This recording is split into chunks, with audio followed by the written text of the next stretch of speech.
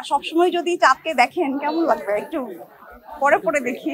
একটু আগে অনেকেই বলতেছিল যে তোমাকে এখনো, আমারই এক ডিরেক্টর বলতেছিল এখনো এমন দেখি, তখন এমন দেখছি, এখন এমন। তো আসলে সেটা না, এটা ধরে রাখাটা এটা একদমই একান্ত নিজের কাছে। যদি আমি মনে করি যে আমি ফিট থাকতে চাই, দেন আমি ফিট। আর যদি মনে করি আমি ফিট না, তো আমি আর কাজ করব না বা আমি আমার মতো হয়ে গেলাম, এটা একদম একান্তই নিজের কাছে যেটা বলবো।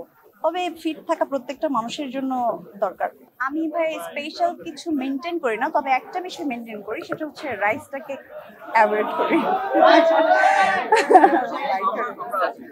সো রাইসটাকে খুব বেশি অ্যাভয়েড করি, কেননা আমি দেখছি যে আমাদের দেশের বাইরে অনেকগুলো কান্ট্রিতে গিয়ে আমি মোটামুটি একটা ইয়ে হয়ে গেছে যে তারা মানে যতটা পারে আমরা যে ফ্রুটস বা সালাদ এই টাইপের ফ্রুট গুলো খাই, কিন্তু রাইসটাকে অ্যাভয়েড করি। রাইসটাই মনে হয় ফ্যাটের একটা বিষয়। আমি টোটালি একটা কথা বলবো যে আমি আমার স্কিনে কখনো, হয়তো বা যারা দেখতেছে তারা অনেকেই তাদের পার্লার আছে, অনেক কিছু আছে, কিন্তু না, তারা কেউ কখনো বলতে পারবে না যে আমি আমার স্কিন বা সৌন্দর্যের জন্য এক্সট্রা ভাবে কোনো কিছু বা এই সেই। নো, আমার এই ধৈর্যগুলো হয় না, এটা পারি না। আমাকে আল্লাহ যা দিছে এটুকুই, যেটুকু করি এটা হচ্ছে বাসায় যেটুকু করার। কিন্তু সৌন্দর্যের পিছনে যে এক্সট্রা পার্লারিং বা এই যে এখন যেগুলো সার্জিক্যাল অনেক বিষয় আসছে, এটা এখনো করতে হয় নাই। ইনশাআল্লাহ মনে হয় না করতে হবে। আল্লাহ যেভাবে বানাইছে। কি ভালো আছি? ঠিক আছে, আর এরকমই চলবে। মাসিক কত ইনকাম হলে একটা ছেলেকে বিয়ে করব?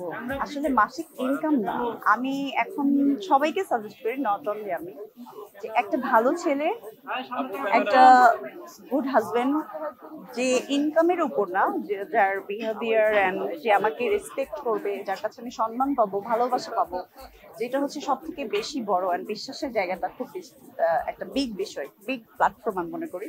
এটা যার কাছে পাবো, তাকে আমি মনে করবো যে এটাই আমার জন্য পারফেক্ট একটা ছেলে। কিন্তু বিয়ে এই টাকার উপরে করবো এরকম কিছু না, তবে টাকা না হলে আবার বিয়ে করা যাবে না। আমি তার আগে আপনাদের সবার উদ্দেশ্যে আগে একটা কথা বলি।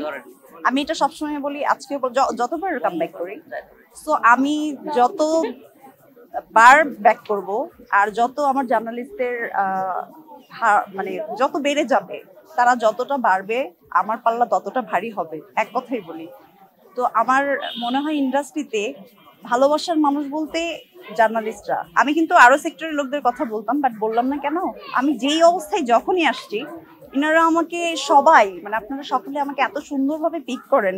আমি না সত্যিই প্রাউড অফ আমার জার্নালিস্ট সবার জন্য আমার অন্যরকম একটা ভালোবাসা, এটা সারা জীবন থাকবে।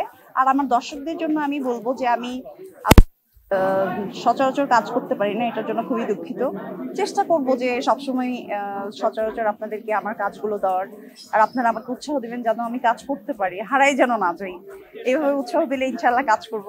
আর সিনেমা অনেক ভালো হচ্ছে, আমাদের হলগুলো অনেক ভালো হয়ে গেছে, সবাইকে বলবো যে মুভি দেখেন, তাহলেই আমরা কাজ করতে পারবো ইনশাল্লাহ।